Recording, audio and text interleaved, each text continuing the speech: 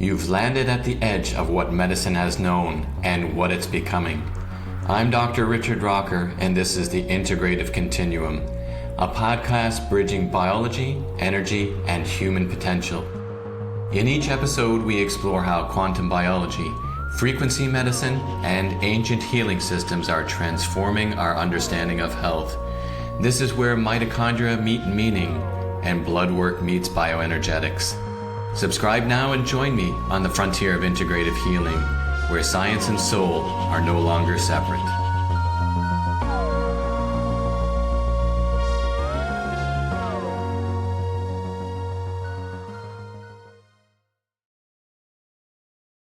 Welcome back to the Integrative Continuum. I'm Dr. Richard Rocker. Today on the Integrative Continuum, I'm joined by Dr. Malcolm Kendrick, GP of 40 plus years. Dr. Malcolm Kendrick lives and works in Macclesfield, not as good as Scotland, but nearly. He graduated from Aberdeen University Medical School many moons ago and worked as a GP in various roles for over 40 years. He has a passionate interest in cardiovascular disease, what causes it and what doesn't. Hint, it is not cholesterol. He has written 4 medical books, The Great Cholesterol Con, Doctoring Data, A Statin Nation, and The Clot Thickens. He has a blog, which will become active once again very shortly. He wastes his time playing golf and skiing and sailing, and is married to the lovely Nicola with 2 children now spread far and wide. He recently and successfully sued the Mail on Sunday, which suggested that his views on cholesterol were dangerous and damaging, which they are not. Dr. Kendrick, welcome to the Integrative Continuum. Pleased to be here. Hope we can have a good chat. Excellent. I'm really looking forward to this. You know, many years ago, I read your first book, the Cholesterol Con. I think that was back in, 2008, somewhere around that area there. And I remember it saying, thank God somebody has come out and has written about this topic and is taking a stance on it. And so I was really, really happy about that. And then in my own practice, when I see patients and they're coming with their problems, first thing I ask them is, what did your doctor say? Did you have any bloods done? And they would go, yeah, the bloods are normal, except he mentioned that the cholesterol was a little bit high and that I may consider going on statins. This is probably the number one thing I hear. So maybe let's use this as our entry point. And what are your thoughts about that? Well, it's increasingly common. When I started in medicine, a raised cholesterol, do they use millimoles per liter or milligrams per deciliter in Ireland? It depends. We got a little bit of mix of everything here. It depends which lab, yes. You only have to do is divide by 38.27 or whatever it is. Yeah. Anyway, when I first started, a high cholesterol, of course, that term waves around a lot, was 7.5, which would now be considered you've raced into hospital in an ambulance to started on emergency statins nowadays. Then it went down to 6.5. Then there was a brief interlude at 5, at 6. And then it got down to 5. And now I don't even know where it is. I was giving a talk last week in Scotland. And I said, what they've done now is suggested there is no such thing as a normal cholesterol level. Whatever it is, it's too high and would benefit from lowering it. So about 10 years ago, I first noticed that a laboratory had as a cholesterol level, total cholesterol level, the normal reached down to 0. So 0 would now be considered to be within the normal rate. I don't even know what the term is anymore. I mean, it's the perfect defense. No one has a normal cholesterol level. Everyone has a high cholesterol level. Ergo, everyone who dies has a high cholesterol level. Gotcha. It's like, but surely there must be a level that's normal. Don't be stupid. There's no such thing as a normal cholesterol level. Don't you understand anything about science, you fool? And I kind of think, well, this is just bollocks, because everything has a normal level. I mean, you try getting your potassium below about 3.5 and you'll be dead. You try getting it above about 6.5 and you'll be dead. The body keeps things in pretty strict limits with regard to everything. As far I was trying to think the other day of anything else that the body, they can go all over the place and it doesn't matter. And I couldn't think of anything else. But apparently, with cholesterol, there's no normal level.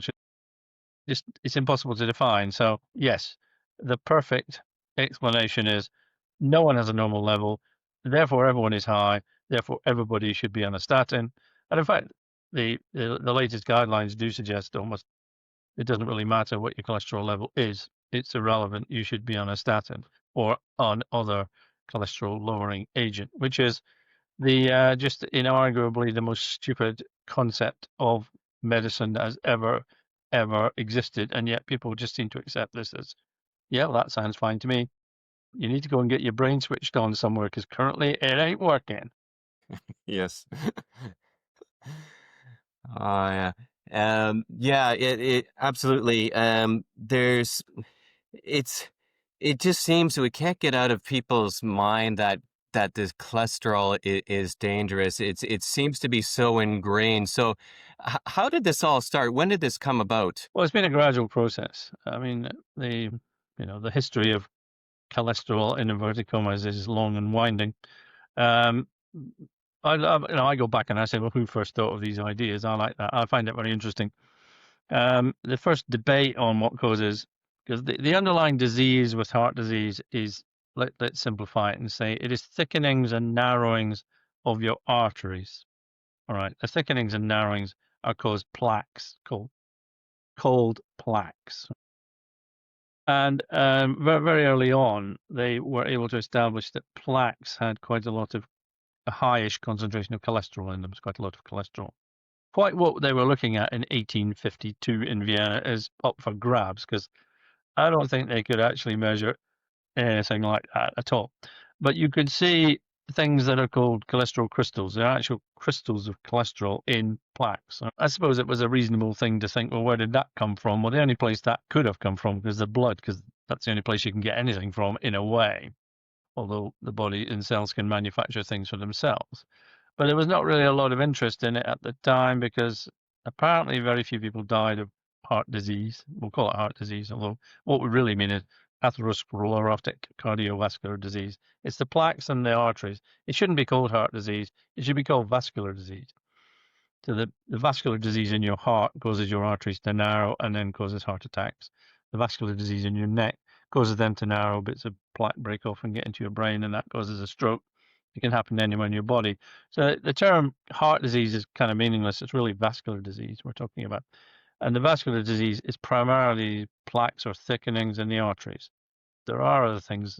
We go in that. We could open 100 doors and open another 100 doors, and we could be somewhere miles away fairly quickly. So we'll stick with that. All right. Yeah. We Yeah. got plaques. They narrow. They cause heart attacks and strokes. The plaques contain quite a lot of cholesterol. Where did the cholesterol come from? The blood. Next step, well, clearly, the higher the level of cholesterol in your blood, the more will end up in your arteries. So a higher level will cause this to happen. That's about as complex as the thinking ever got, as far as I can consistent. I was trying the other day to speak to a couple of cardiologists. Well, what happens? What's going on? Is it what is it? Is it a concentration gradient or what's happening? So the Yeah. higher the concentration, as you know, we don't have cholesterol in our bloodstream anyway, because it's not soluble in blood. So it's carried around in little taxis called lipoproteins. Lipoprotein just means lipid protein sphere, basically. And they come in all different shapes and sizes. And they all carry cholesterol and fats and a few other things. Some of them are this big, some of them are this big. The one that is defined as causing heart disease is, say, this big, and it's called low density lipoprotein. That's what we sort of mean when we say cholesterol. Although when you're told your cholesterol level, it means your LDL level, your VLDL level, your HDL level, your IDL level, and your LPA level, all added together. And then they do some very complicated mathematical equation and then say, this is what's going on. I mean, the test itself is very, very suspiciously vague and difficult to pin down. But we'll stick with that. It's LDL that causes heart disease. Quite what the other ones are doing and have no effect or whatever anyway. So LDL contains quite a high concentration of cholesterol along with other things. So I presume that's why they thought that's where it's coming from. And when you look at the plaques and you open them up, you can find what look like some particles of LDL in there. So you can see almost every step of a causal pathway is there. And it makes a lot of sense, I suppose. So initially, the first guy to come along and say it's all cholesterol was Ansel Keys at the 1950s. He said the more cholesterol you eat, the higher your cholesterol level will go, and the more cholesterol will be absorbed into your arteries, and you'll have heart attacks and strokes. He then fed volunteers about 20 eggs a day. The egg yolk has the most cholesterol of anything you'll ever eat. Contains about a gram of cholesterol. He found that feeding people cholesterol made no difference to their cholesterol levels. Oops, the hypothesis is looking shaky. Not at all, said he. Don't be stupid. It's not cholesterol. When I said cholesterol, what I meant was saturated fat. So he just altered the hypothesis immediately overnight and just said saturated fat raises your cholesterol. And cholesterol does a bit, and saturated fat does a bit, and cholesterol does a bit. Anyway, no one will ever be pinned down, by the way, you'll notice this. So that's sort of where it started. And then he said, right, we need to put people on a low saturated fat diet, because he did some research with basically rubbish. And said, I proved it, by the way. And the American Heart Association at that time took on board this. They got their full weight behind it. They spoke to many companies making, that didn't make, the foodstuff manufacturers like Unilever, etc. I said, let's cut down on saturated fat in the diet. And the whole thing gained a kind of momentum because no one else had any ideas really, or there were apparently no other ideas to be had. So it became this thing, and that's sort of how it happened. And then, of course, there was no way of reducing LDL or cholesterol. I'll just call it cholesterol, though it's not cholesterol. There was no way of reducing cholesterol for many years. There was a couple of things. There were things called fibrates, and there was one or two other things that lowered cholesterol, but they were apparently achieving nothing. They didn't lower cholesterol very much. And then along came statins. They were launched in 1987. And the research from then said they lower cholesterol by about 40% or 35% or whatever, different. And they reduced the risk of heart disease. In some cases, they reduced the risk of heart attack by 36%, one study said. All right. That apparently clinched it. We now have evidence. When you lower the cholesterol level, people are less likely to get heart disease. There's now a whole bunch of new cholesterol lowering agents around. You've probably heard of them. They're expensive and whatever. So, I can see why people got sort of convinced. I mean, I'm probably convinced the people listening in and said, well, that sounds pretty much like it's pretty obvious to me. What's wrong with that story? Another part of the story was the discovery of the LDL receptor. Goldstein and Brown in the late 60s, I think, early 70s, found that all cells have a receptor for LDL. And as LDL floats past in the bloodstream, it locks onto the receptor, and the LDL molecule is pulled out of the bloodstream, pulled into the cell. People who do not have or have malfunctioning LDL receptors have very much higher LDL levels than everybody else. It can be 3, 4, 5 times as high, 6 times as high. Some research suggested that young people with and the condition is called familial hypercholesterolemia. These people can have heart attack rates that are 500% higher than the surrounding population, which was another block in the wall of cholesterol, if you like. So, I don't consider it stupid to think, well, that's all pretty much case proven. There's only a complete idiot could suggest that this is not true. All right. And I sometimes use the example of I don't know if you've ever seen the film 12 Angry Men. Great film. Yes. I like to think of myself as Henry Fonda, by the way. The man in the white, the hero. It starts with a Hispanic boy in the 50s. He's accused of stabbing his father to death, and the evidence appears to be absolutely clear-cut. Somebody heard him shout, "I'm going to kill you." Somebody saw him actually stabbing his father.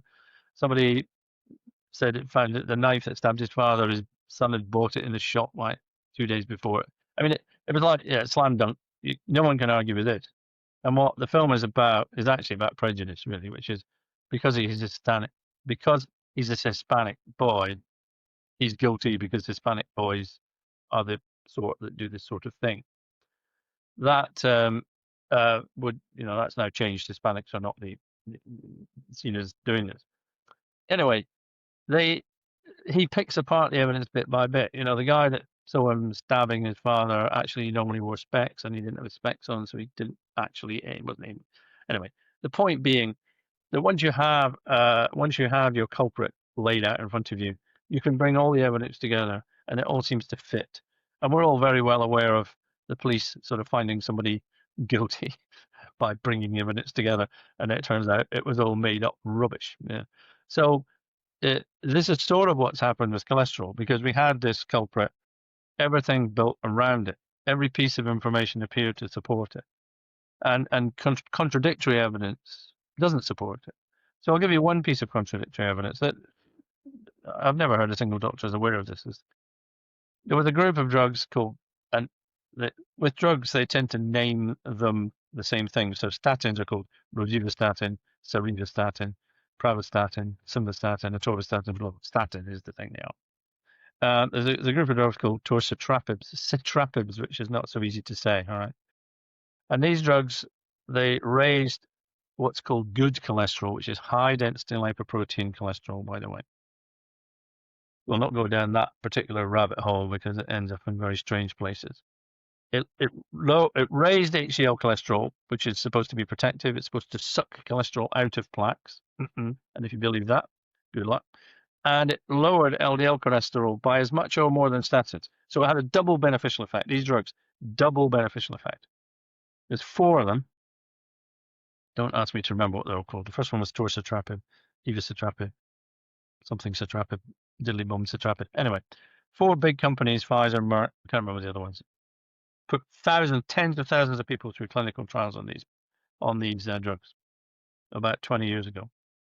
So they had all these beneficial effects on lowering LDL, raising HDL, and the effect that they had on cardiovascular disease or atherosclerotic cardiovascular disease was they slightly increased the rate of it. So they were better than statins and yet had no benefits whatsoever. In fact, they were damaging. They made heart disease worse. I'll call it heart disease because it's easy. And so they got buried. I mean, if you want to, people here, maybe physicians, you can look up citrapib's failure of a group of drugs, all right, a class of drugs. Now they came up with the reasons why they didn't work, or they raised the potassium, or they did that. But that was, none of them had these reasons before. This was what we call post hoc rationalization. And so what we have is another group of drugs that just didn't work. And then the new group of drugs that come along, what are called PCSK9 inhibitors. Don't ask me to remember what PCSK stands for, but basically they lower LDL by much more than statins, right? And now they've been presented as being terribly effective. But the first one of them, which is the one that I studied most closely, it's called Repatha. It's called ipilimumab. They come up with some names here. When they did the analysis of this study, it was really fascinating. It is worthy of a book itself. I've thought of writing a book about this one issue because it's so, I'll not use the word corrupt, but I'll allow people to think the word corrupt has been said. What they did was they actually reclassified a number of the deaths. A lot of the deaths were considered, we don't know why this person has died in this clinical trial, right? So they were dead. Now you could say, well, what killed them? Well, they didn't bother to find out. Actually, they didn't do autopsies, didn't do postmortems or whatever. The on the ground investigator said death of uncertain. It wasn't uncertain, wasn't the correct term. Death of unknown cause or uncertain cause. All right. Then they had this other group that was the deciding what people died of subcommittee of the trial. All right. It wasn't called that, but it was called something like that. And they just reclassified all these deaths as being cardiovascular deaths. In other words, everyone who died of a cardiovascular death. Now, you can't do that. That's just making up figures, all right? Once they'd made up the figures, there was apparently some benefit on cardiovascular disease from using the drug, all right? There's a really fascinating group called RAT, which is researching invisible and trials that have been stopped early and then trying to find the actual results. RAT, anyway, researching invisible and something trials. Now they went back and they looked at the research and they got all the facts. They never got all of the information out of the clinical trial researchers, all right? And in the end of this, what they said was there was 25% more deaths of a cardiovascular basis. In other words, heart attacks and strokes. There were 25% more heart attacks and strokes in the group taking the PCSK9 inhibitor, which lowered the LDL by 60% compared to statins alone, all right? Yeah. In other words, they falsified their research data. They just, well, we say falsified, they made it up. So, and this, so actually this drug which lowered LDL by much more than statins, increased the risk of dying of cardiovascular disease. All right, that's one of these types of drugs. We have another one that's come along recently called inclisiran, which is being pushed upon everybody left, right, and center as lowering LDL by about as much as PCSK9 inhibitors. This one is a small molecule RNA inhibitor, blah, blah, blah. It's all very complicated stuff. And they're now saying that we should use it because it lowers LDL to a greater degree than statins. But do you know how much data they have on the benefits of this drug? They don't have any. 0 is what they've got. So once you start picking away at it, you go, well, yeah, and you know those cholesterol crystals I talked about earlier, all right? Well, where did they come from? Well, they obviously must have come from LDL, low density lipoprotein, aka cholesterol. That's where it must have come from, because where else could it have come from? All right. And you go, right, let's have a look at that. This is me being 12 Angry Men, you know. Well, the cholesterol must have come from LDL because that's where it comes from. All right. So you go, no, actually, when you look at it, the cholesterol crystals are made on the membranes of red blood cells. All right. That's the only place you can get cholesterol in sufficient, pure cholesterol, in sufficient quantity to build a crystal. Because the cholesterol that's contained in an LDL molecule, sorry if I'm getting a bit technical here, it's called a cholesterol ester, and that's a cholesterol molecule attached to a fatty acid. You stick one of these together, you get a cholesterol ester. You can't make cholesterol crystals out of cholesterol esters. So the place they cannot have come from was LDL. So where did they come from? They came from the membranes of red blood cells. That's the only place they could have come from. And in fact, you can measure things called glycophorin. That's only found. You can only find that in red blood cells. If you find it, it means red blood cells were here, even if they've now broken down. So essentially, when they looked at cholesterol crystals, they assumed one thing, and it turned out to be completely wrong. Now, if again, anyone who wants to go and look at cholesterol crystals, go to Google, cholesterol crystals, red blood cell membranes, bang, all right? There's a whole world of research out there of people who've said, no, we don't get the cholesterol crystals from LDL, we get it from red blood cells. So what do red blood cells cause heart disease? As that's where the crystals are coming from. You go, well, no. So the red blood cells, and you say, well, if the cholesterol crystals are coming from red blood cells, which is where they are coming from, do red blood cells cause plaques? I mean, no one has suggested that. Stop. That has been suggested. In fact, that's what I am suggesting. But other people have looked at it and said, well, you know, okay, just because you find something in a plaque does not mean it caused the plaque in the first place. I think that you have to accept that that's the case. I mean, plaques often end up calcified. Now, the calcification is something that people might have heard of, where you do what they call a calcium coronary artery calcium scan, which is like a bunch of X-rays, and you can see calcification in arteries. Where did the calcium come from? Well, did it come from the blood? Does calcium cause heart disease? You know, we are in this weird situation where we find a thing and say it's causal. We find other things and say, oh, they're nothing to do with it. Well, which is to do with it? But anyway, again, when you look at the LDL molecules, and they say that's true, you can find LDL molecules in a plaque. You can find everything in a plaque. You can find fibrin in a plaque, and fibrin is part of blood clots as they form. You can find red blood cells. Well, they're part of blood clots as they form. You can find anything. If you look for it, you will find it virtually. I mean, it depends on the level. You know, if a plaque is formed, if you look at it straight after it's formed, it looks exactly like a blood clot. And that's, in fact, when we go back to 1852. Carl von Rokitansky looked at plaques in arteries from people who had not died of heart disease, by the way. These were people who died of infections or accidents, but had discernible plaques in their arteries. And he said, I am seeing these are just blood clots in various stages of repair and transformation. Now, after 50 years, what a plaque looks like is very different from the day it started. The idea that it's LDL or cholesterol, once you start picking at it, every single part of this process can be negated. There's nothing that's left, if you like, for your wonderful creation of your ideas. And in fact, I know this is going to get too technical, but LDL, low density lipoprotein, has an evil twin lipoprotein. It's called LPA, and it's spoken LPA for those who ever have heard of it or speak of it. And the fascinating thing about LPA is it's the same lipoprotein as LDL. It's the same size, it's the same structure, except for one different thing. It has a protein wrapped around it called apolipoprotein A, and that's why it's called LPA.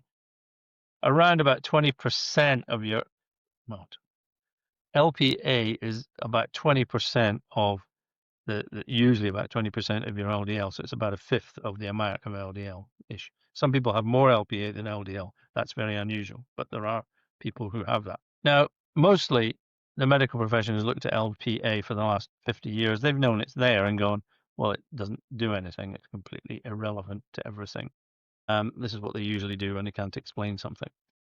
And in fact, when you go back to the fascinating guy who was Linus Pauling, and this is in the 60s or 70s, he said, well, why have we got this stuff floating around in our bloodstream? I said, it's got to be a reason for it.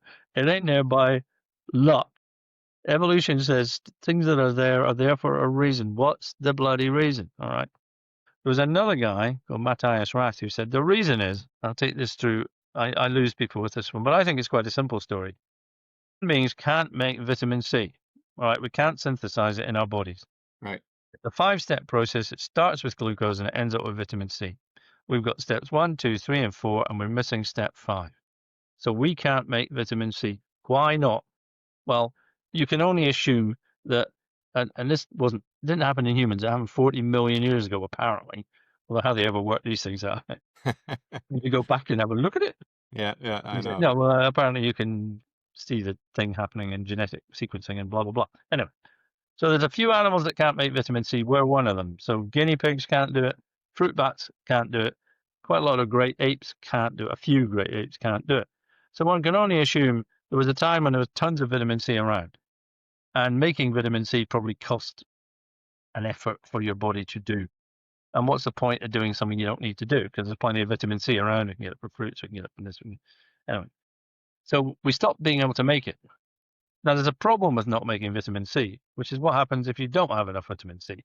Well, what happens is, with humans, you develop scurvy. What happens with scurvy? With scurvy, vitamin C is the first thing that happens. Vitamin C is essential for the creation of collagen in your body. Collagens, I like to think of it as the reinforced steel rods in concrete. It holds your body together.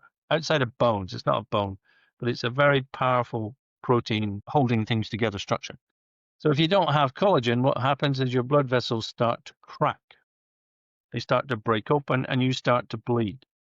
And with scurvy, if you don't get vitamin C in, you eventually will bleed to death. The first sign of scurvy is bleeding gums, because that's the small blood vessels in your gums breaking open and bleeding. So what Matthias Rath said is, he looked at this apolipoprotein A, and he said, you know what? This is identical to another protein in our body called plasminogen. All right. Now, why do we have and it's identical except for the fact that it's folded differently at one end? Now, the proteins in our body, they are complicated structures. So say that's a protein, all right? And that's a protein. This is a right-handed protein and this is a left-handed protein. You try shaking hands with yourself and you can't do it. You can shake hands with somebody else. The structure of proteins is they have certain shapes and that allows them to do certain things, right? Now, plasminogen has, say, is this shape.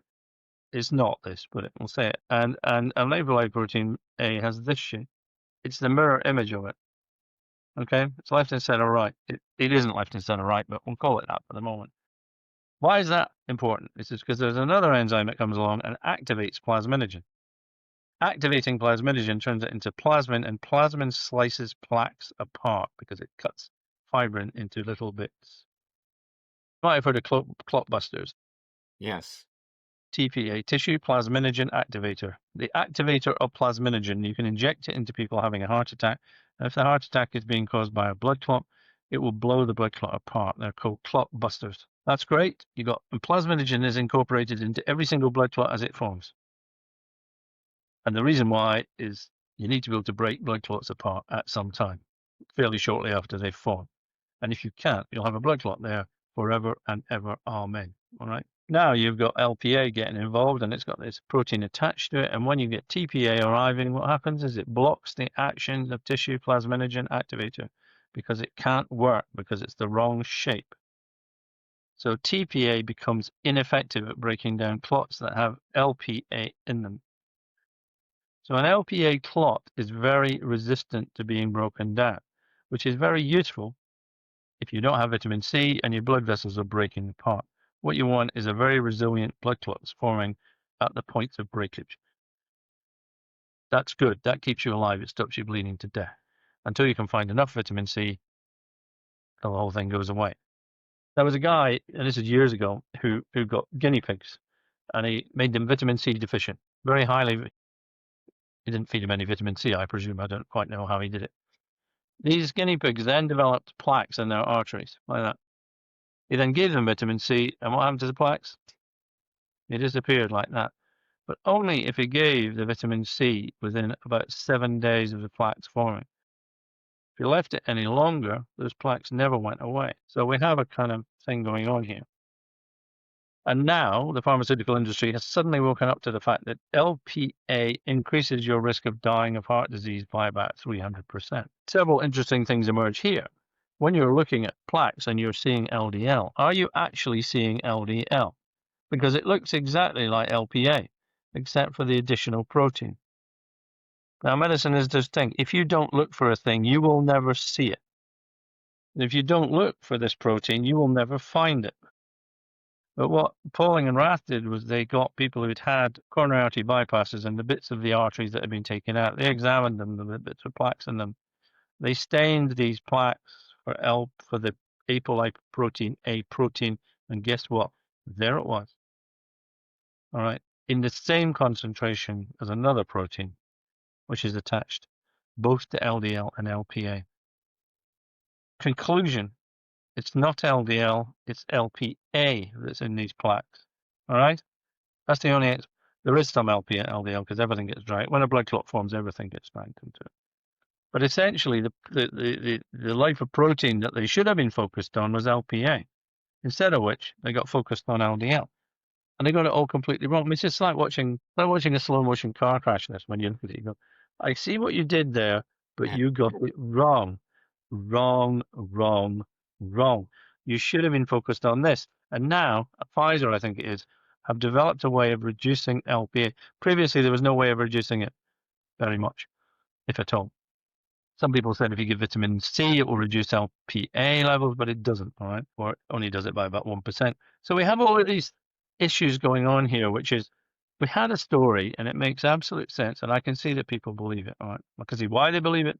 I understand they've been given this story. No one's ever stood up and said, look, wait, just wait 1 minute here. Just hold on, all right? Yeah. Let's have a think about this. Because what I've done for the last 40, I've thought about this for 40 years, all right? I have been thinking about this for 40 years. There was a stage about 10 years ago, and I thought, I know what doesn't cause it. It's cholesterol. I know what doesn't cause it. Saturated fat doesn't cause it. I agree that smoking causes it. I agree that diabetes causes it. I agree with almost everything the medical profession in general has to say about heart disease, but I don't agree with this bit here. But this is critical because this is kind of the mother load, isn't it? This is the heart of the beast that you're looking at. Cholesterol.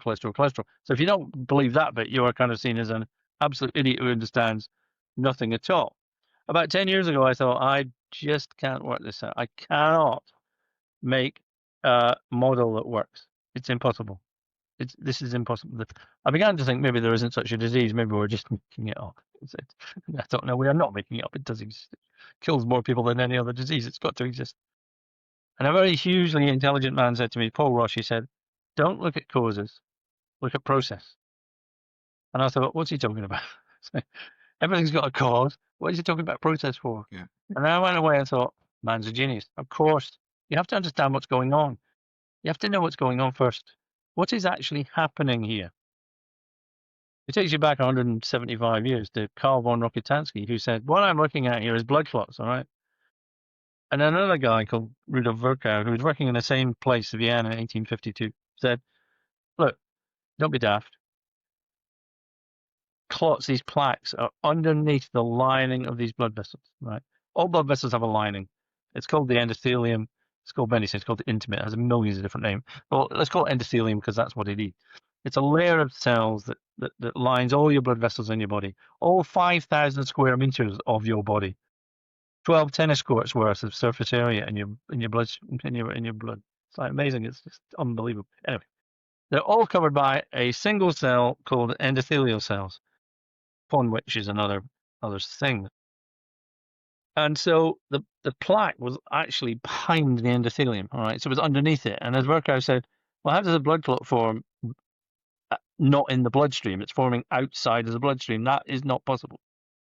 And Rokitansky sort of went, well, it is. Anyway.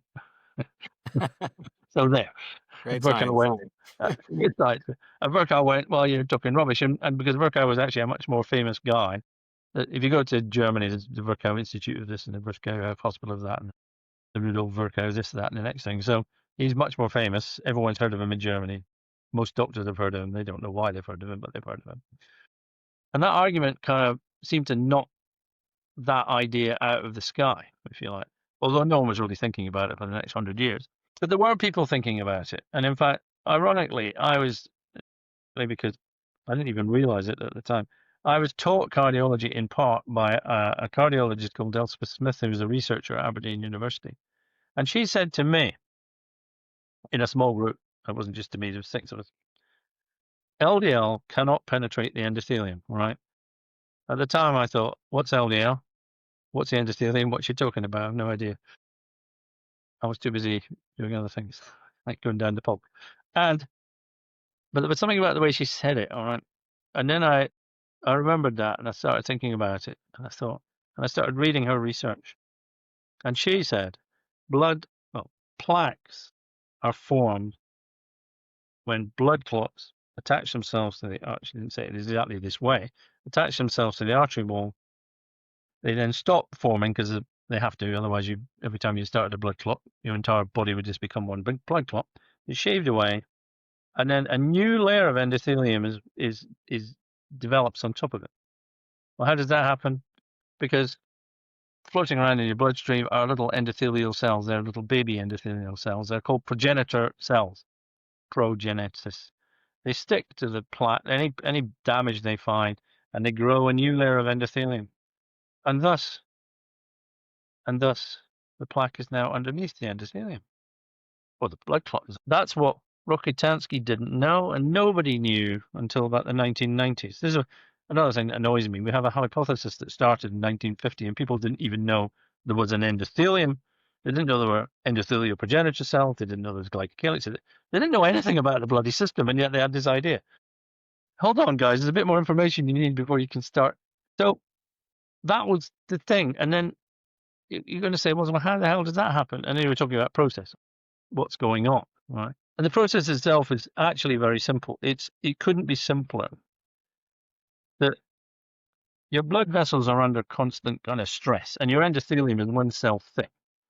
And it's lined by a thing called glycocalyx, and there's all sorts of protective things going on, but it's relatively easily damaged, all right? I would say it's easily damaged. It's never damaged in your veins, by the way, all right? This never happens in your veins. You get no plaques in your veins. The LDL level is exactly the same in your veins as it is in your arteries. You get no plaques in your lungs, arteries or veins. Exactly the same level of LDL exists there. So you're first of all going to ask people who've got the cholesterol LDL hypothesis, why not? Why not? What's your explanation? They don't have one, by the way.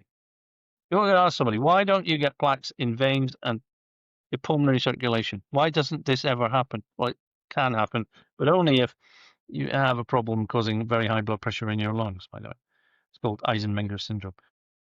So anyway, in your arteries, there's the high blood pressure, your blood's churning around, there's all sorts of things going on, your endothelium are kind of clinging on, and your arteries in your heart, the coronary arteries, actually slam shut every time the heart contracts. The blood doesn't flow through your arteries in your heart when your heart contracts, which is what it does elsewhere. It's only when the heart relaxes that the blood can flow through, because at that point they're slammed shut. So you can imagine these arteries are being subjected to enormous stresses and pressures. And therefore, the lining of these arteries are being subjected to enormous stresses and pressures. And at the point where they bifurcate, they split, that's where you tend to get the plaques as well, because this is where the blood flow is all turbulent and there's more forces applied. So let's assume, and we know that this can happen. We know that you can damage these endothelial cells. Take an example, smoking. How does smoking cause heart disease? Well, it doesn't raise your LDL level, does it? Definitely not. It doesn't do anything apart from smokiness. How does smokiness cause plaques to develop in your arteries? Can you answer that using the LDL hypothesis? No, you cannot. No. All right. It just doesn't answer it. So what happens if you can get a healthy volunteer, and I did this with students, and like, I don't know how old they were, 20, 21. They got them to smoke one cigarette, right? One cigarette. They then measured, there's a thing called microparticles. And endothelial cells die, they release certain microparticles. You can measure this in the bloodstream. One cigarette created a sudden rise in microparticles, meaning a whole bunch of endothelial cells had just died, which doesn't sound very good. It's quite bad. Luckily, the systems of repair. Well, how does that happen? Well, when you smoke a cigarette, called nanoparticles, very small particles, your lungs are quite leaky, all right? Nanoparticles leak through your lungs and into your bloodstream. And the first thing that any nanoparticle comes across is an endothelial cell, because that's where it's going to come across. So they die off. Then what happens is those areas of damage are covered up by new little endothelial progenitor cells, and then I would imagine these areas of damage in the clots formed are so small that the repair systems just get rid of them all. All right, you won't even see anything happen. But like scratching your skin, although I don't like to use that as an analogy for various reasons. You can scratch your skin, you can get a bit of bleeding. A month later, you can't even see there's anything there. Your body's pretty good at repairing itself. So one cigarette once, although it's killing endothelial cells, ain't causing a problem.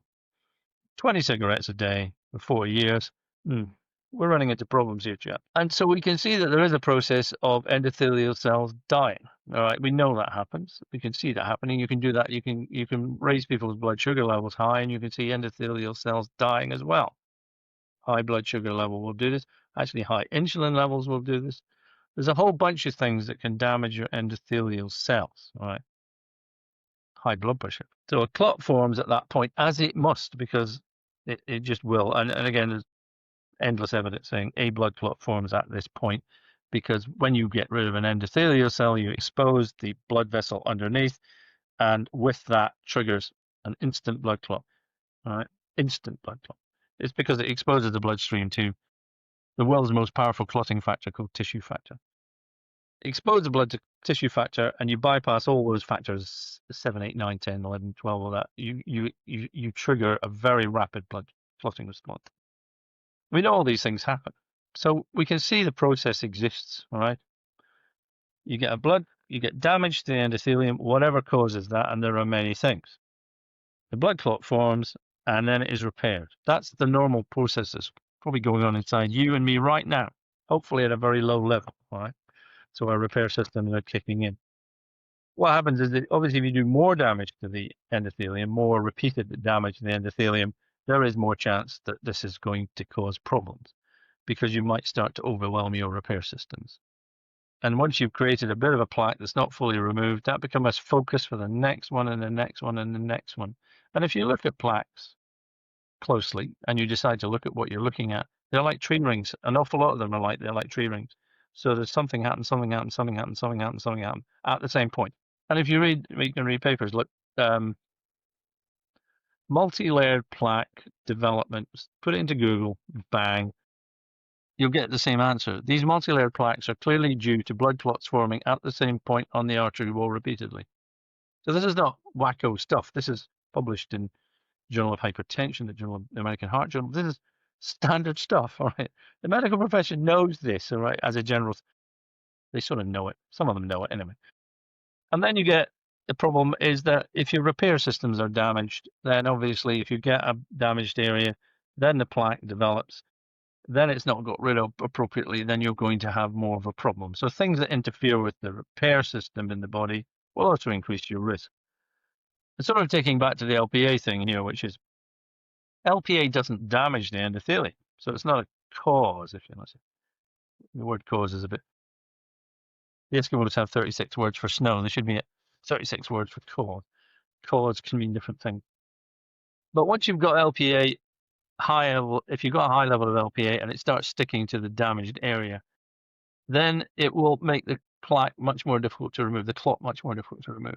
So you'll end up with a bigger, more resilient plaque. And that's how LPA increases the risk of heart disease. All right. Well, how else can it do it? I mean, at the moment, everyone just ignored LPA up to this point, and they say, "Oh, now look at this. We've now got a drug, so we're all interested in it." So what are you going to say to people? Oh, well, it's actually all because of blood clotting. Well, a lot of people have been saying this for a long time. This is not me. I didn't say this to start with. I just picked up on all of the stuff that other people had done and went, we have an answer here. It's been staring you in the face for 175 years, guys. Staring you in the face, all right? Why aren't you looking at it? Well, the reasons why people don't look at it now is because the cholesterol lowering market is worth trillions of dollars. It's very difficult to get a man to believe in something when his livelihood depends on him not believing it, as someone once said. Yes. So when people say, is it cholesterol that causes heart disease? I go, well, does cholesterol damage the endothelium? No. Does LDL damage the endothelium? No. Does it create bigger and more difficult to remove blood clots? No. Does it interfere with the healing process? No. So it can't be doing this, all right? So the current ideas of the medical profession, although they very rarely will ever explicitly say this is, yes, we agree that plaques grow through repeated blood clots forming on the same point again and again. That would be 80% agreed by people who do work in this area. People agree that the final event in a heart attack or a stroke is a clot forming on an existing plaque. It's not always the case, but let's just say it is. Or a clot breaks off in your neck and goes into your neck. So blood clots are the final event. Blood clots cause the plaque to grow and develop. All right, this is not contentious in any way, but LDL causes the plaque to start. Why are you invoking another process? Why did you need, what is the purpose of doing this? Why isn't it blood clotting, plaque development from start to finish? That surely creates a unified hypothesis that is not difficult to understand. So then you say, well, okay, you know, as people say, how do statins reduce the risk of cardiovascular disease, which they do? Although I would say they do it to such a rather minuscule degree that, frankly, it's really not worth it, but they do it. How do they do it? All right. Well, they lower LDL. Yes, that's an unfortunate side effect of statins. Wish they didn't have it. What statins do, and okay, I'm just saying to people, look at Google, put in statins, nitric oxide, endothelial progenitor cells, and just leave it at that. All right. Bang. Okay. Statins protect the endothelium. They increase the production of I haven't talked about it. There's a molecule called nitric oxide. It's the most important single molecule in heart disease that there is. All right. Nitric oxide is the most potent anticoagulant substance known to man. It's created in the furry protective layer of all endothelial cells called the glycalyx. It stimulates endothelial progenitor cell production. It causes vasodilation. It's basically the number one protective molecule for the cardiovascular system that exists. It's what you use when you have an angina attack. What you're doing basically is taking substances that raise nitric oxides in your system. All right, that's how they work. Okay, it's also how they give you an erection if you've got problems with that. That's how Viagra works through a slightly different process. So we can see all the processes here. So statins increase the production of nitric oxide, as no one expected that they would do this. Most people don't even know this exists as a mechanism, but it's a very potent mechanism. That's how they work. That's why the satrapims didn't work, because they didn't do this. All right. So it's like, hold on. I mean, to me, it's I hate to say, pretty bloody obvious. Now, if someone says to me, what causes heart disease? I mean, you can do a list of things that cause heart disease, right? And it could be hundreds of factors long. But I can point to a factor. So say look at cocaine use. The most powerful, the most potent risk factor for heart disease in young men is use of cocaine. All right. And you go, well, okay, where does that fit into your processes? Well, I'll tell you exactly where it fits into your processes. You know, when you take cocaine, the middle of your nose falls out because you sniff it up your nose. So you lose the septum of your nose, all right? Why do you lose the septum of your nose? You lose the septum of your nose because cocaine destroys endothelial cells. It creates an enormous, what they call vasculitis, inflammation of the vascular system. So that's why the middle of your nose falls out, because the blood supply is destroyed, all right? Imagine what it's doing inside your body. It does exactly the same thing in your heart. 20 minutes after taking cocaine, your risk of having a heart attack in the next hour is increased 90-fold. Big surprise. You're stripping the endothelium away. You're getting blood clots. One of those blood clots is big enough to cause a heart attack. You are causing vast damage, like smoking. How does smoking cause it? Well, I've just told you how smoking causes it. Air pollution. How does air pollution cause it? Same thing as smoking. Nanoparticles get into your bloodstream and they destroy the blood vessels. Blood sugar being high, diabetes. Why did diabetes raise the risk of heart disease? It doesn't raise your LDL, it doesn't raise your cholesterol levels, it does none of these things with your lipids, all right? How does it happen? Because a high blood sugar level damages, I haven't really talked about it yet. Endothelial cells are all covered with a little forest called glycocalyx, which is a slippery substance that allows the blood flow to be very fluid and rapid through your blood, to your system. If you damage this, you expose the endothelial cell underneath to any toxic products, and then they get damaged and then they die, all right? High blood sugar level, you can actually see it stripping the glycocalyx away. You can stick a thing under your tongue. You can actually measure the thickness of the glycocalyx. You get someone's blood sugar level up high, and the glycocalyx, which is say normally this thick, ends up this thick. That damage is clear cut. So, if you ask everyone with diabetes is supposed to take a statin, right? Everyone with diabetes is supposed to take a statin because you're at high risk of heart disease. Well, it doesn't raise your LDL. So how is it causing the risk? The LDL hypothesis, the cholesterol hypothesis has nothing to say on this. The clotting hypothesis tells you exactly and precisely why it happens, right? It also tells you why you get retinopathy. You get trouble with your eyesight with diabetes because the little blood vessels in your eye are all covered in glycocalyx. And if that's damaged, those small blood vessels, the capillaries just die, right? So you end up with damaged retinas and you can't see. You get hemorrhages and puffiness, all right? Why? And you get nephropathy. It damages your kidneys. Why do you get that? Because you have these little blood vessels in your kidneys that make your kidneys work.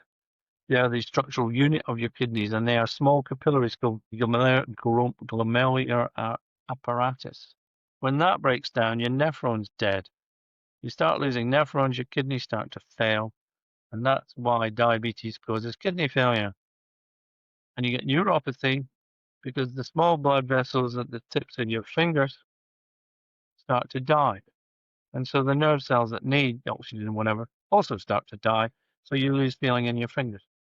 It's exactly the same process and can be explained purely and absolutely by looking at things that damage your endothelium and your glycocalyx.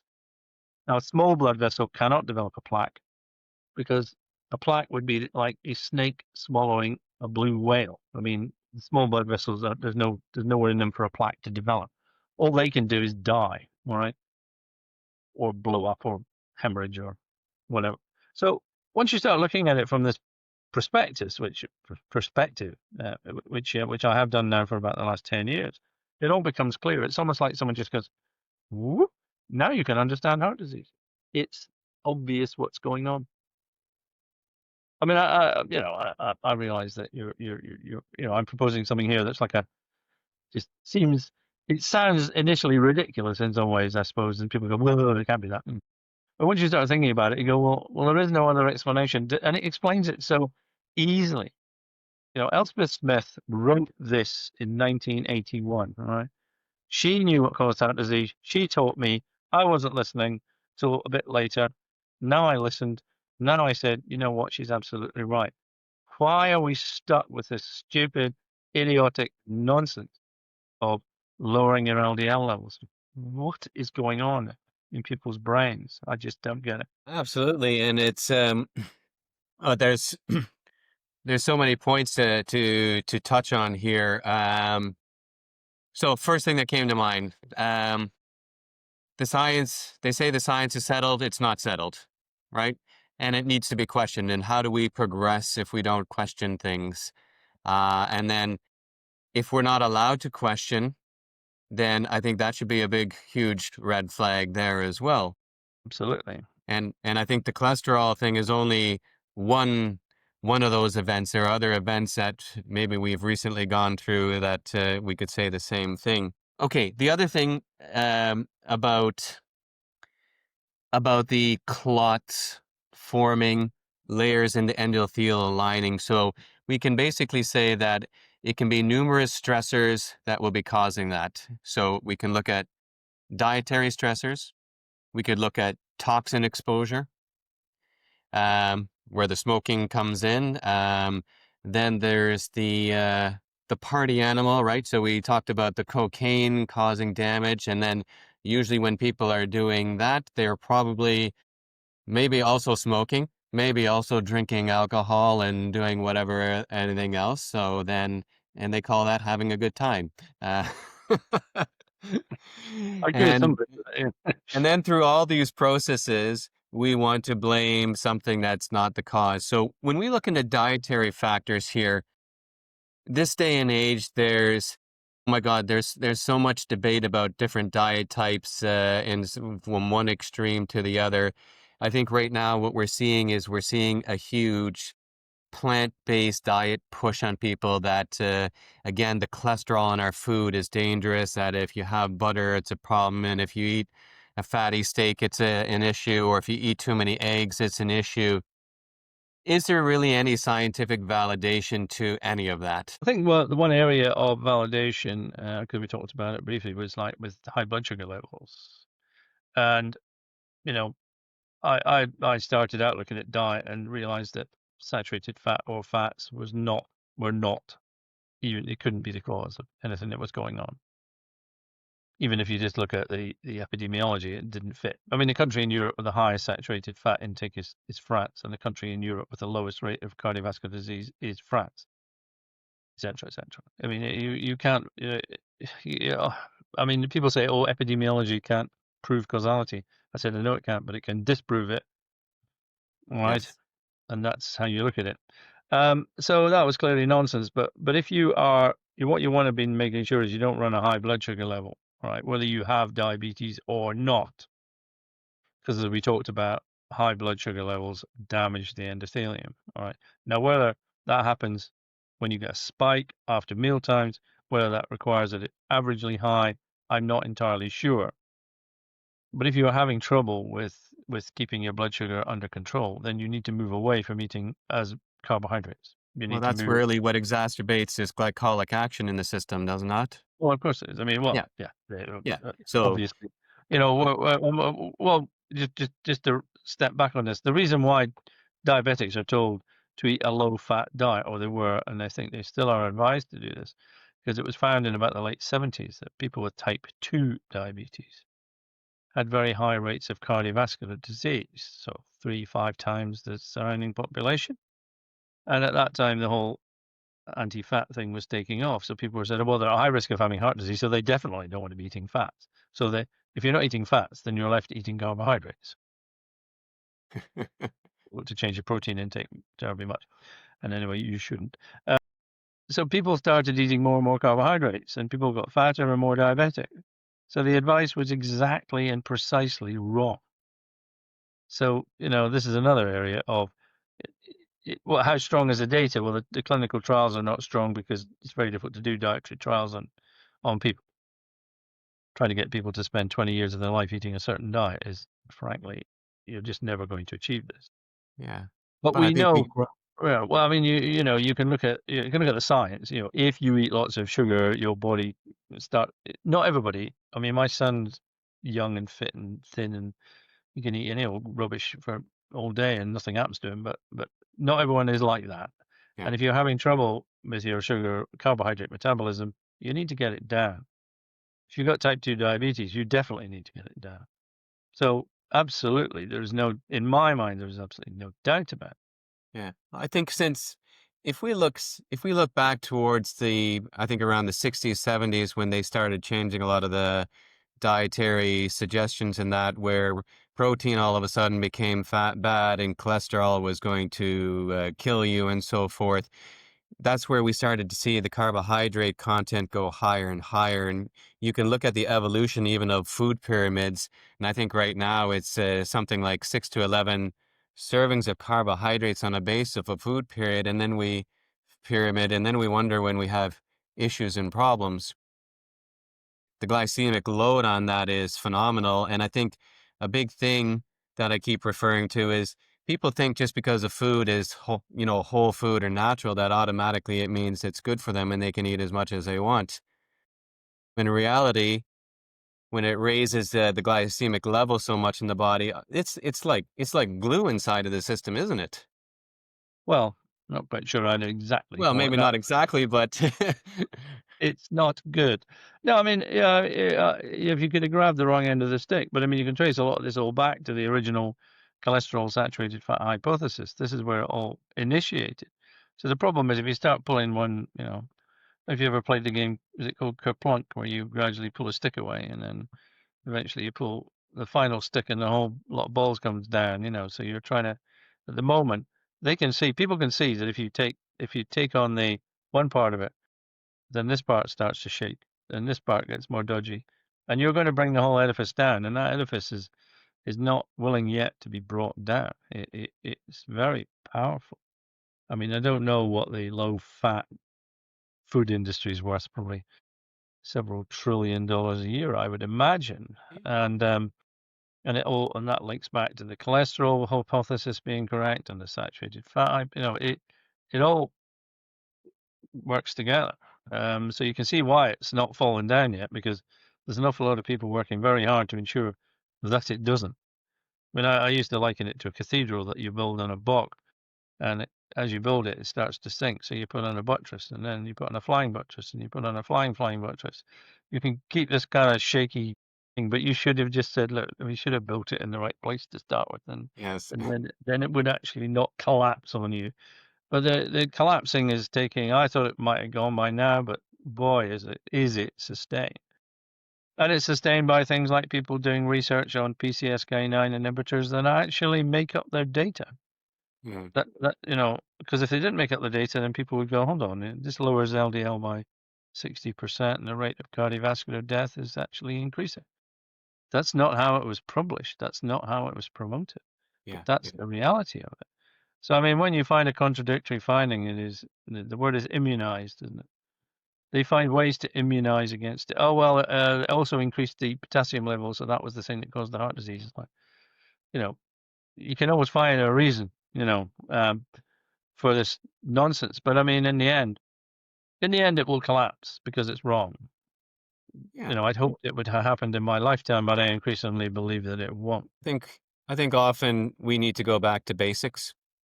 We look at biochemical basics of the body. We're a large percentage water. We need to be hydrated properly. We need sufficient proteins, fats in order to keep the structures together. And I think when I look at patients' blood tests when they come in, two biggest things I see. One, majority of people are dehydrated. We don't drink enough water. Two, it's quite obvious that a lot of people aren't eating enough proteins and fats because, again, there seems to be a lot of fear around that. And I think we have a lot of issues and problems in regards to that. Do you have any thoughts on that? Well, I think, as I generally say to people, there's no area of human existence that I'm aware of where more nonsense is taught than in the world of nutrition. It just Yes. seems like every stupid idea is grabbed hold of. My lodestone is, how did people used to live? How are we designed to live? Not like this, guys. Not eating this. This is not how we're supposed to eat. This is not what we're supposed to eat. I mean, I'm having a big, apropos of slightly off beam, but a big debate with a few people having quite a major low carb group where we're talking about ultra processed foods. This just seems to me a distraction. No one can define what they are, actually. Hmm. You try to define it and it just crumples in front of your eyes. But it's almost like, we okay, it's not saturated fat, but we're still kind of pretending it's something. Or I believe ultra processed foods. I think the public think they came up with this idea, and it explains why big business is damaging them with their health stuff, and so we've got to eat other stuff. I think this has been created as a distraction from the thing. It's macronutrients primarily you want to be interested in. You've only got three: protein, fat, and carbohydrate. That's it. There ain't nothing else that's a nutrient, a macronutrient that you need in large quantities. And that's where you need to be focusing your attention. But instead, we've become distracted by this nonsense of what's an ultra-processed food and does it increase and stimulate appetite and blah blah blah. And is it energy dense? It's like, no, just focus on this simple bloody stuff, because that's where the answers lie. It is not to be found in avoiding. I've got a niece who thinks that bread is an ultra-processed food and won't eat it now. It's just, what are you talking about? Yeah, well, I think with bread, listen, I always say, what did your grandparents, what did your great grandparents do? More than likely, that's probably the line we should be looking at. And if you looked at how they made bread versus how bread is made commercially today, there's a massive difference. Where now you got 20 ingredients in bread, and back then you had like maybe three. But I think also we also took time in preparing the foods that it was easy for our body to break down. So the grains were often soaked for, 2, 3 days, and then they went through a fermentation process, which would be your traditional sourdough process, which, made it much more available to the body versus just taking the grains, throwing it in the blender, and 40 minutes later having a loaf of bread. Yes. Well, I think though that again, I now see us starting to get into this ultra-processed argument. I find it there's a few of us who are like rolling our eyes around in our heads, going, just get away from this world. It's not what we're interested in. But yes, obviously, the stuff that we should be eating, eh, you know, should not be full of crap, because who knows what that's doing to us. We have no idea. I mean, you've got 30 ingredients. If a loaf of bread doesn't go off for about 3 weeks, you're going to say they've done something to this that is Yes. it's probably not going to make you last for 3 weeks.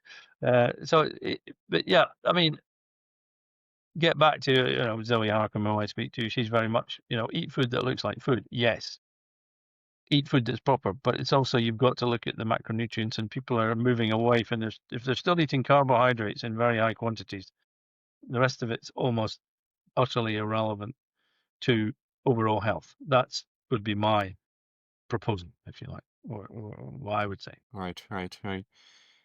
We talked about some of the different blood markers, and there seems to be kind of an interest in people doing their own testing now. So people they're researching, which I always think is a great idea when people take their health into their hands.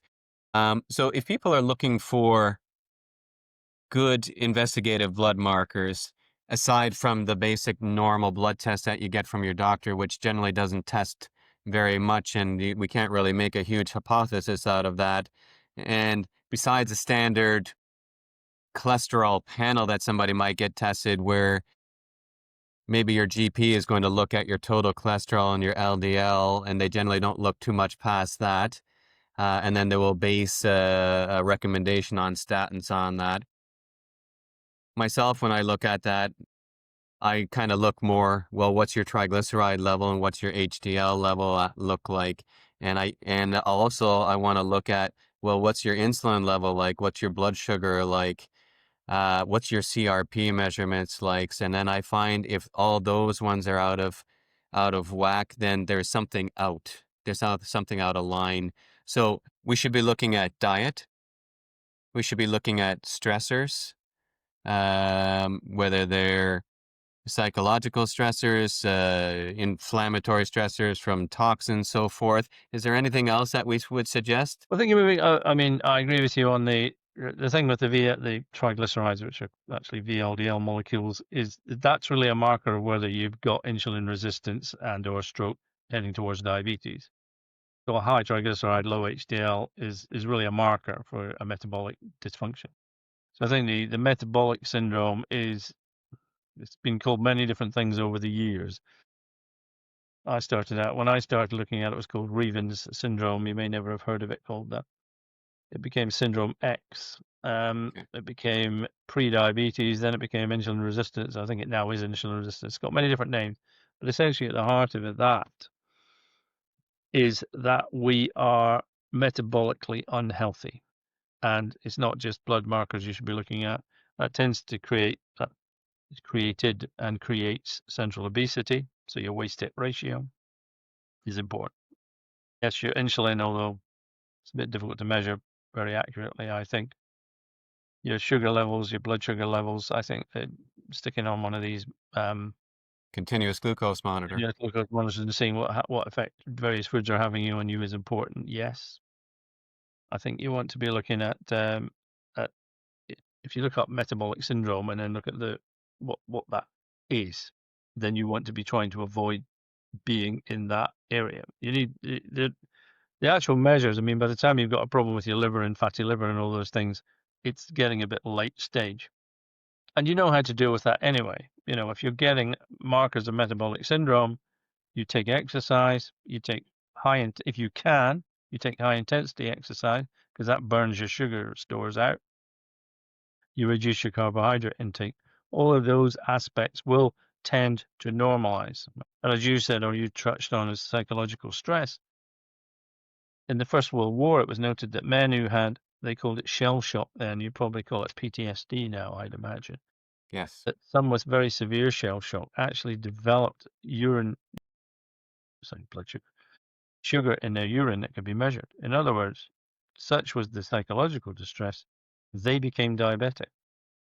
And in fact, severe depression causes diabetes. So the psychological issues there are also very important. And as I tend to say to people, health is about three things. It's about physical health, psychological health, and social health. All right. And those three things are working together. If you get one of them goes wonky and goes wrong, the others start to fall down.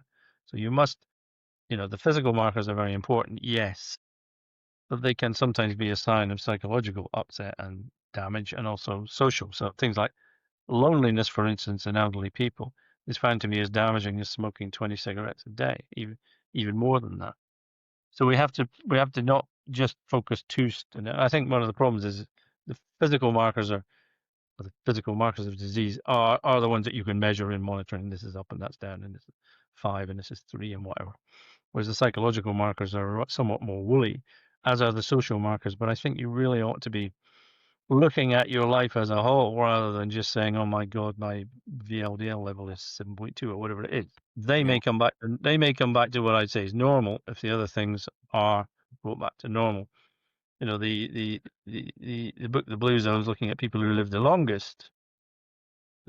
It was started out as basically a guy who was a vegan trying to prove that vegan food was very healthy. He never really got anywhere near proving that. What he did prove was that societies with strong bonds and good interactions and healthy relationships led to people living an awful lot longer. That was key to all sorts of things. And I would always bring people back to this, that this is really important stuff. Absolutely. I think in the blue zones, you also see people, like you said, being more social. They tend to be outdoors a lot more, so, which now everybody's stuck in front of their computers and the like, and that can make a big difference. The social relationships, it's interesting because when you were saying that, I was reminded here in Ireland, there's a top cardiovascular surgeon. He he was doing a talk once and he said, "Do you know what the number one factor I see with people that have heart disease? Let's call it heart disease." And of course, people did the standard, "Oh, was it diet or smoking or this, that?" And he goes, "No." He goes, "The number one thing is actually the person's primary relationship." He goes, "It usually was really, really poor, and his advice was either fix it or get out, otherwise it's going to kill you." I thought that was really interesting, and again, that opened the door for people to go, yes, there are so many different stressors which can contribute to those layers and layers and layers. Yes, Yeah, I absolutely agree. It wasn't Sheriff Sultan, was it? yeah. So that's great. So okay, let's see. We've got now when we somebody's taking statins and they think it's so great for them. Is there anything to conclude that these people have better lives, that they live longer, anything like that? Well, the research that I quote to people sometimes was done, a paper by Christiansen about 2015. He looked at the major statin trials and then tried to ascertain. This is difficult to do, by the way, because they never produced these figures in the paper. How much longer would you live if you take a statin for 5 years? All right. That's the length of the clinical trials. So you might say, well, we don't know what happens after that. I say, well, yes, but if you're evidence-based, you can only work on the evidence you've got. Anyway, he established that if you didn't have any pre-existing heart disease, you hadn't had a heart attack or a stroke or angina or whatever, the average increase in life expectancy from taking a statin from 5 years was 3.2 days. Right? And if you did have previous existing heart disease, it was 4.1 days. So if you take a statin for a year, you get around about 2/3 of a day of increased life expectancy, according to the clinical trials. Yes. You might consider that's worth it. You might say that's not worth it. I would say it's not worth it, but I can't make that decision for other people. But then you have to factor in how much harm does it cause to your quality of life? And the answer is, for some people, they seem to take them and there's no effect whatsoever that you can establish. But a lot of people do get adverse effects from statins. I know the latest research says it's all in people's minds and they cause absolutely no effects whatsoever. I think this is nonsense. I've seen so many people and I've spoken to so many people who've had trouble. Well, It really, if you're getting any adverse effects, it's just not worth it. You're getting an extra 2/3 of a day. Well, if you have an adverse effect that affects your life or reduces the quality of your life by less than 0.3%, however you would ever manage that, then it's not worth it because your overall your healthy life expectancy is unchanged, isn't it? Healthy being healthy, active, enjoying yourself, blah blah blah. There's no point in I tend to sometimes quote the Roman Emperor Marcus Aurelius, who was a Stoic, who said, "Be not afraid of death, be afraid of never having lived."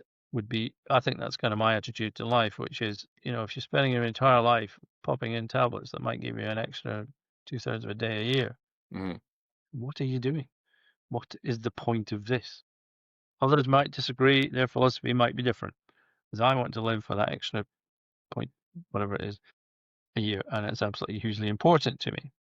But if you're getting adverse effects like muscle pain, memory loss, depression, impotence, et cetera, et cetera, I just don't see the point in them. To me, I haven't seen a pharmaceutical that didn't have a little piece of paper in it with a list of side effects on it. I don't think most people read them because it seems you need a telescope to read the fine print on them. But microscope. yeah, microscope. So, um, there's one thing I was thinking about earlier, and I don't think we touched upon it in relation to risks in cardiovascular disease. Would be periodontal problems. How does that figure into things? Well, it is a risk factor. That's definitely true. Periodontitis, what you call gum disease or gingivitis or whatever you want to call it, effectively means you've got infective agents living in your gums and your teeth, around your teeth. Um, and it's a very common thing. A lot of people have got this problem, and it's in fact the American College of Cardiology recently said, you've got to be careful of this because it increases your risk of cardiovascular disease by whatever it was, 2.5, big increase essentially. And people say, well, how does that work? Well, if you've got periodontal disease or whatever you want to call it, then these bugs that are living in your mouth are releasing toxins into your bloodstream called exotoxin. An exotoxin, an externally released toxin that bacteria shed, if you like. It's their waste product, really. These go around the cardiovascular system, bumping up against the endothelial cells and the glycocalyx and damaging them. That's what is happening. All right. It's doing exactly the same thing as, say, smoking or high blood sugar level or, there are other infections that can do this. So again, yes, I advise people to, get their teeth looked at and brush their teeth properly and don't get gum disease because if you do, you are increasing your risk. If that is the only, I also like to sort of say that I don't think any one factor, or at least the very few single factors that acting alone will increase your risk of heart disease. All right. So if all you have is gingivitis or periodontal disease, you'll probably get away with it because your repair systems will sort things out. If all you do is smoke, for instance, and everything else you do is right, probably your repair systems can cope with it. But when you've got diabetes and periodontitis and you smoke and you're getting air pollution and you're taking cocaine and whatever, you the risk sort of does this, because in Japan the risk of cardiovascular disease is very small. The risk of smoking in Japan with cardiovascular disease is equally very small. There is almost no increased risk in smoking and heart disease in Japan. But if you go to countries that have got a higher rate of risk of heart disease, smoking accelerates it hugely, which is, to me, is basically saying we have a kind of logarithmic scale of risk. You do one thing wrong, you probably get away with it. You do two things wrong, probably get away with it. You do three things wrong, suddenly you're onto this curve.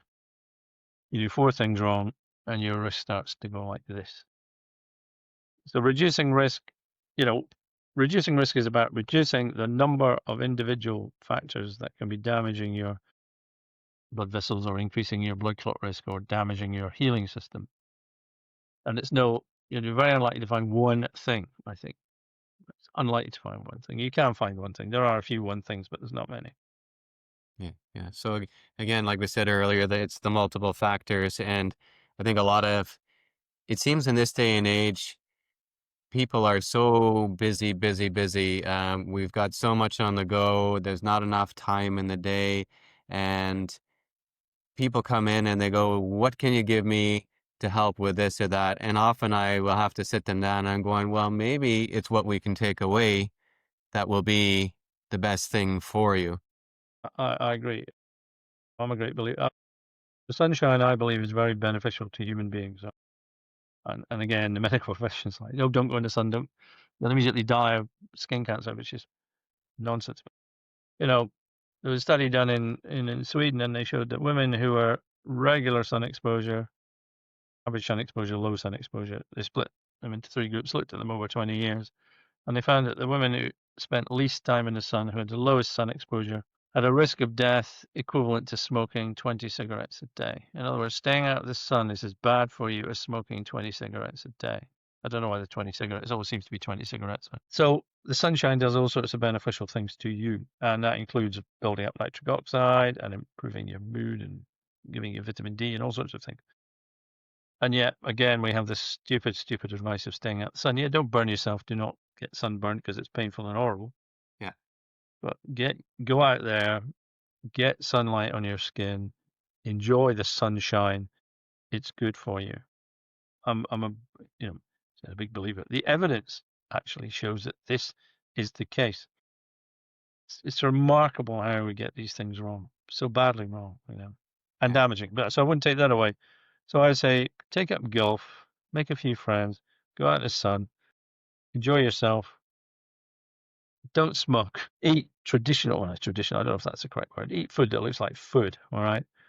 Because you can get really obsessed in taking magnesium and taking K2 and taking, people can get into this other world of every moment of their day is spent analyzing what they're doing and eating. And maybe you'll get some advantage out of this, but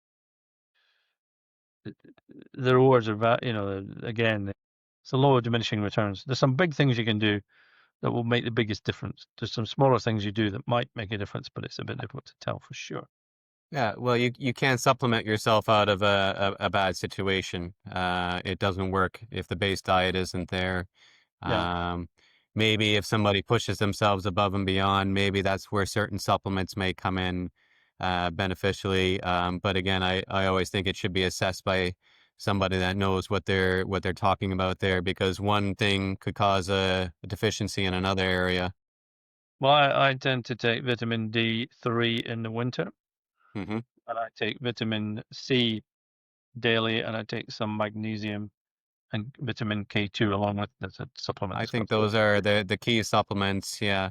Um, yeah, the vitamin D I'm kind of more partial to using a cod liver oil, whole food based, because it's already in its fat soluble state. So the DK and the A together, which tends to work quite well.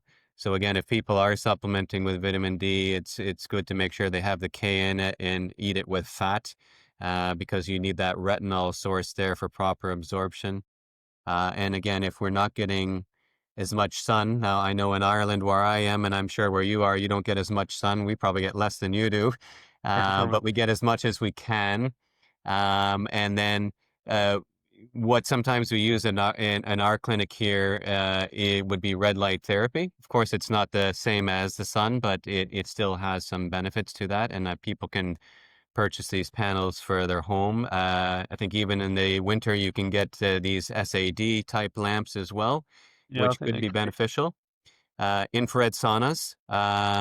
Recently, I was reading some research, and maybe you know about that as well, that could possibly help with people with cardiovascular issues as well. So that could be quite good. And cold plunging. Apparently, cold plunging into some cold water or the sea can create that conversion under the skin as well that you would get from the sun. So obviously, within reason, you don't want to get hypothermia, but so these are all ways to help as well. Yeah.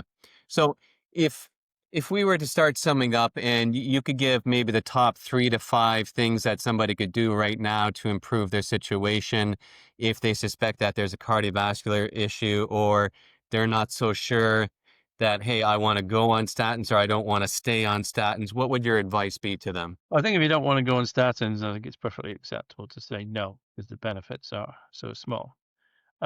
I'd look at your life and say, well, the things we discussed, are you exercising? If no, exercise. Are you eating a high carbohydrate, low fat diet, in which case change your diet around on that? Are you getting outside into the sunshine, or just outside is beneficial for you? If not, do it. Find things that you enjoy. I mean, I go to a sauna twice a week and then go into a cold shower for about 2 seconds afterwards. uh, and things like, obviously the don't smoke. If you've got, dental disease, make sure you get rid of it if you can. If your relationships are causing you psychological grief, then very much have a look at that and try and work it out. I think it's sort of person dependent. What are the things that you're doing that you could be changing? If you're living inner city and getting a lot of diesel fumes in your daily work, then have a think about that. What can you do to reduce these things? So I think there's the big players that affect the most people, but the individual players could be affecting you specifically. So you sort of need to look at that, I think. So when you're saying there's a big three, well, there's the diabetes, high blood sugar level. That's, the metabolic syndrome problem. That's probably the one that affects the most people and causes the biggest level of problem. And therefore, you need to be looking at that first, I think. Great, great. Well, I'd like to thank you very much, Dr. Kendrick. That brings us to the end of today's episode of the Integrative Continuum. I want to thank my guest, Dr. Malcolm Kendrick, for sharing his insights and his clinical experience, and his conversations like these that remind us that the science always needs to be questioned in order to get to the roots of our health challenges. I'd like you to be sure to check out the show notes for Dr. Kendrick's contact information and resources mentioned in today's discussion. And we'll have that in the show notes there for everybody. And thank you once again for tuning in. And we'll see you on the next episode of the Integrative Continuum. Thanks, Dr. Malcolm Kendrick. Thank you for having me. Thank you for joining me on the Integrative Continuum. I hope today's conversation gave you new insights and practical tools for your own health journey. If you enjoyed this episode, please subscribe, share it with someone who would benefit, and leave us a review. It helps us spread this message further. Until next time, I'm Dr. Richard Rocker. Stay curious, stay empowered, and keep moving forward on your path to integrative health.